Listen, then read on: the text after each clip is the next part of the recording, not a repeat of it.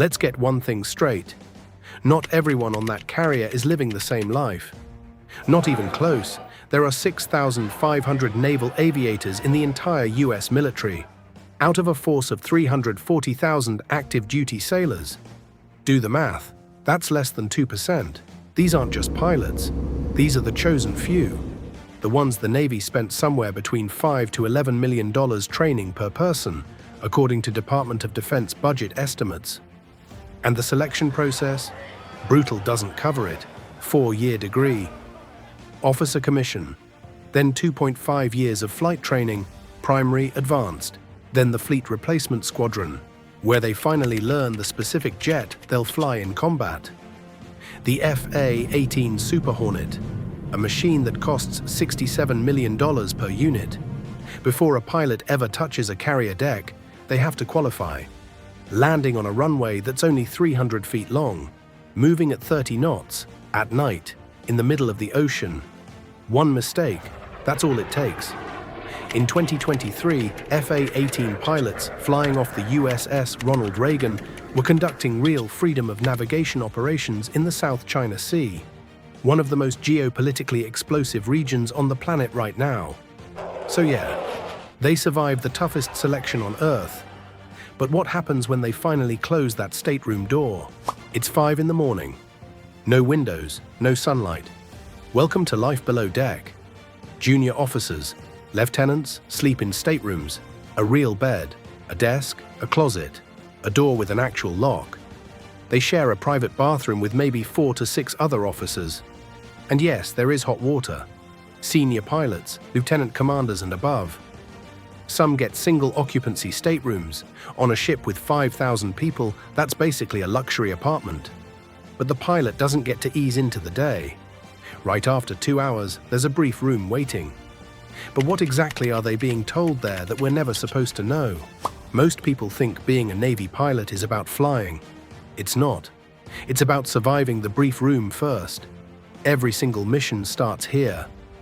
Mission planning for a single 30-minute dogfighting sortie takes a full hour of prep, an hour-long brief, and another hour just to walk to the jet, start it, and taxi. That's 3 hours of work before he even leaves the deck. For a 4-ship strike mission such as the SFARP event. 5 hours of planning alone before the brief even starts. He pulls up the intelligence picture. He studies the threat environment, where the enemy radar systems are, which surface-to-air missiles are active, what the weather is at the target, and what altitude keeps him out of their kill zone. He plans his route in, his route out, his tanker rendezvous point, his divert airfield if the carrier goes cold, and his emergency communication frequencies if his radio fails over water. Once planning is complete, the pilot walks into the ready room, a tiered room full of leather seats, a large display screen, and the smell of coffee. The pilot runs the brief himself. He covers every element of the mission, the route, the altitudes, the target, the threats, the plan, the emergency procedures, and the what-ifs. In 2024, with the USS Abraham Lincoln, which surged into the Middle East within 72 hours of regional escalation, those rules of engagement are operational. They're real. At 800, flight crews use the ready room to brief for the mission. By 9 o'clock, the brief is done, and pilots walk to the mission planning office to cross-check all the information they should have just briefed their crew on. Then comes the gear. The pilot puts on his G-suit, a garment that inflates around his legs and abdomen during high G maneuvers to keep blood in his upper body and prevent him from blacking out. He puts on his harness, his survival vest, his helmet, and checks his oxygen mask. He picks up his kneeboard, a small clipboard strapped to his thigh, loaded with mission cards, frequency cards, and emergency procedures. When that brief room door finally opens, what happens on the flight deck will genuinely shock you. About 45 minutes before launch time, flight crews conduct walkarounds and man their assigned aircraft. Around 30 minutes before launch, pre-flight checks are conducted and aircraft engines are started. Roughly 15 minutes before launch, ready aircraft are taxied from their parked positions and spotted on or immediately behind the catapults. He runs his engines to full military power, salutes the catapult officer. 2 seconds later, he goes from 0 to 150 miles per hour. He's airborne. And then, silence. Just sky. Now he's executing the mission. Maybe it's close air support, dropping precision munitions within meters of friendly troops. Maybe it's SEAD, suppression of enemy air defenses, flying directly into radar systems designed specifically to shoot him down. If it's a strike mission, he's locking a JDAM precision bomb, accurate within 5 meters, onto a target coordinates given to him hours earlier in that dark briefing room. If it's combat air patrol, he's circling a designated airspace like a hawk, intercepting, identifying, and if ordered, eliminating any aircraft that doesn't belong.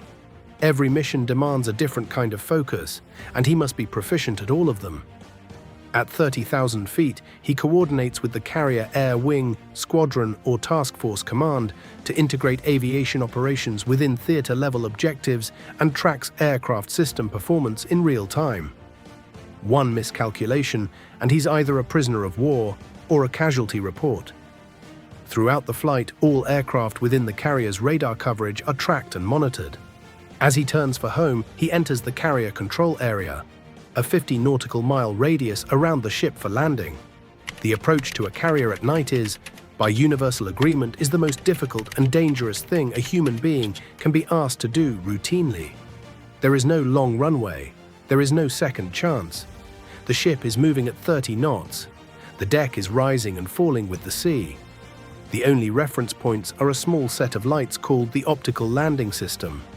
The landing signal officer ensures that approaching aircraft are properly configured, and they monitor glide path angle, altitude, and lineup, communicating with landing pilots by voice radio and light signals. If the LSO sees something wrong, he can wave off the pilot, a mandatory go-around that the pilot must execute immediately. If the approach is dangerously bad, the LSO triggers the wave-off lights and cuts the landing. If everything is right, the pilot flies the meatball all the way to the deck, pulls his throttles to idle at the last second, and hits the wire at full power simultaneously in case he misses. He lands and aims for an OK3 wire, the third of 4 arresting cables stretched across the deck, considered the ideal trap. The hook catches the wire, and in less than 2 seconds, he goes from over 150 miles per hour to a dead stop. If the hook misses all the wires, a bolter, the full power setting saves him, and he climbs away to try again. Now, if the takeoff was terrifying, why do pilots say the landing is what actually kills you? Here's where the story gets genuinely interesting.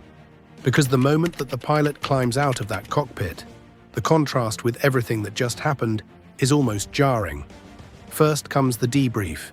It is time for analysis, discussing every good and bad thing that occurred.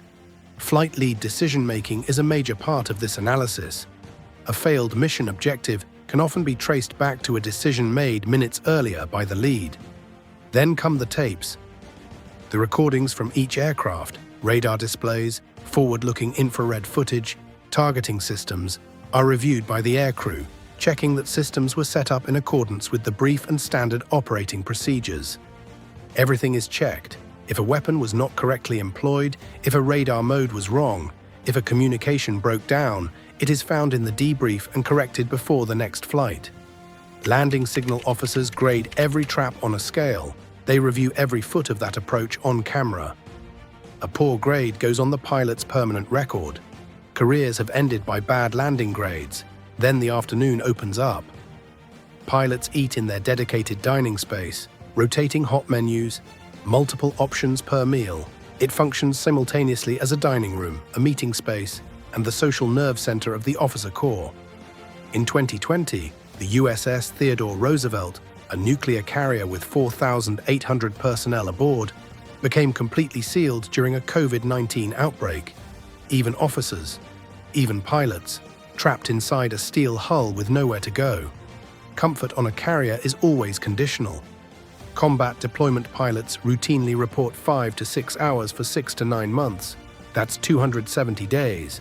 Thousands of miles from home, running on caffeine, adrenaline, and sheer discipline. Right now, as you watch this, there's a pilot somewhere over dark ocean water, strapping into an FA-18, about to launch off a moving ship at 165 miles per hour. No highway, no runway. Just water, darkness, and training. 11 carriers, constant rotations every single day. This is what global power actually looks like. Not in speeches, not in headlines, but in a cockpit, 30,000 feet up. Now I want to hear from you. Could you survive even 24 hours on an aircraft carrier? Drop your answer below. And if this video opened your eyes, hit subscribe. We're just getting started.